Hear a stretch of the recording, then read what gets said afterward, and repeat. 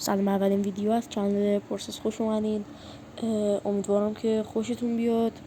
چی میگی؟ حالت خوبه؟ خلاص همونجوری که فهمیدین ما قراره داخل این ویدیو $1500 به دست بیاریم و چیزایی رو که به دست میاریم اینجا قراره بفروشیم. حالا مکان اون چیزایی رو که باید به دست بیاریم بهتون توضیح میدم، جاشو و مکانشو. خب شما شهر ولنتاین رو که پیدا کنین، این ولنتاین همینجوری میگیرین میایم پایین. آره همینجوری میگیرینش میایم پایین و یکم که میگردین اونجا فکر کنم پایین چیز بود. آره این پیداش کردم، اینجاست. ما داخل دفتر کلندر کار داریم. خب دوستان بچه من ویدیو رو کات میکنم، میگم راه طولانیه، بعد فست ترابل هم نمیشه رفت از تو کمپ نسخه جدید. عشق منین. ای داد ادیتور.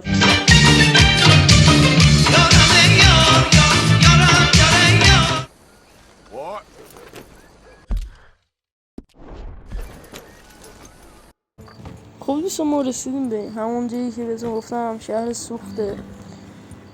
آره بچه ها دفتر کلانتری که رو همون سوخته این شهر دارک.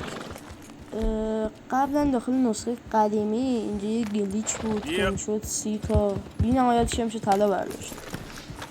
حالا اگه شما نسخه قدیمی رو دارین باگ گلیچ دفتر کلانتر رو سرچ کنین براتون میاره.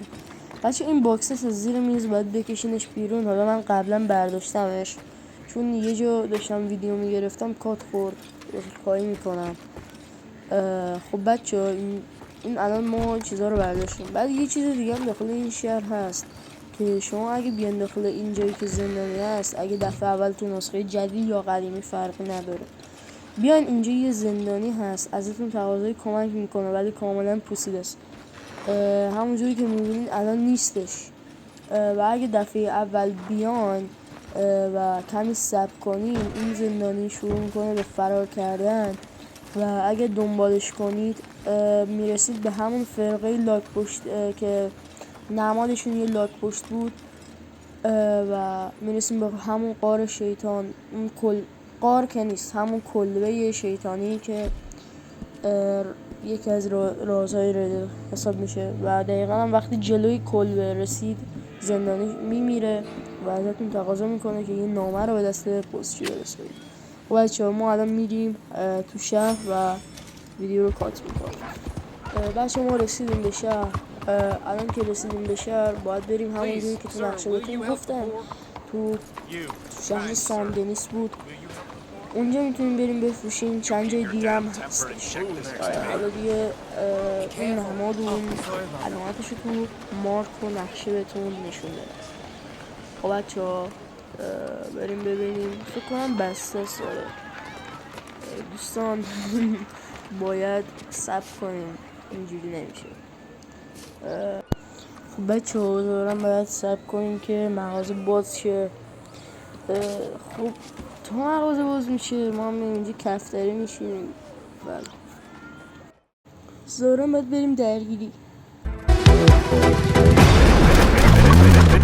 ایلام سون بیا بنیش باشه دم خواه مرفی بزنه شیطم نکو جان ننه دارم غم دقم کنه دارم غم دقم کنه این تخم جن رو ببینا کیه دایر چند وقتیه دنبال دایر. خب بچه ما رسیدیم به همون جا، یعنی رسیده بودیم الان باز شد. خب بچه ما وارد عتیق فروشی میشیم. میتونیم تمام چیزایی رو که تا الان تو بازی جمع کردیم و عتیق بودن رو بفروشیم. خب بچه همونجوری که میبینین اینجا عتیق فروشیه و میتونین عتیق بخرین و بفروشین. بچه اینجا میریم الدو رو میگیریم. سل یعنی فروش با یعنی خرید. ما سل رو که میگیریم شروع میکنیم به فروختن عتیقایی که داخل کیفمونه. اینا همشون عتیق هستن و چیزایی رو که شما پیدا کردین همونجوری که گفتم میتونین بفروشین، از جمله کارتا، ساعت‌ها، شمشای طلا، جواهرات و همون چیزای کلا عتیقهایی که خود بازی بهتون میده به صورت مخفی. بچه‌ها ویدیوهای گنج میذارم براتون، هر چیزی رو که درخواست کنین فعلا اولین ویدیوم بود و کسی نبود که ازش نظر بپرسم. اگر خوشتون اومد لایک و ساب یادتون نره. عشق منید. درود.